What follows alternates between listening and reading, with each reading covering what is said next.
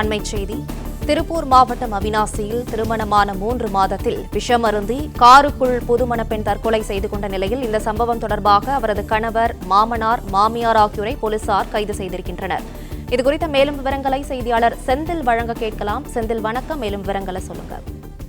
திருப்பூர் மாவட்டம் சேயூர் பகுதியில் காரில் விஷமறிந்து தற்கொலை செய்து கொண்ட இளம் பெண்ணின் கணவர், மாமனார், மாமியார் ஆகியோர் சேயூர் போலீசாரால் கைது செய்யப்பட்டுள்ளனர்.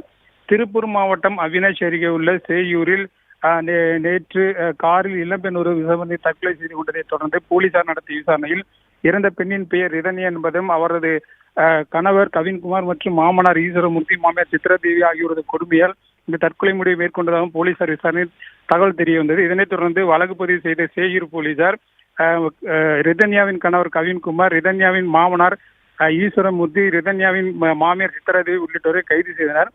ரிதன்யா வெளியிட்டிருந்த இந்த வாட்ஸ்அப் ஆடியோக்களின் அடிப்படையில் விசாரணை மேற்கொண்ட போலீசார் இவர்கள் மீது கைது செய்து நடவடிக்கை மேற்கொண்டது குறிப்பிடத்தக்கது. பிளே ஸ்டோர் மற்றும் ஆப் ஸ்டோரில் இருந்து பாலிமர் செயலியை QR கோடு மூலம் பதிவிறக்கம் செய்யுங்கள். செய்திகளை உடனுக்குடன் பெறுங்கள்.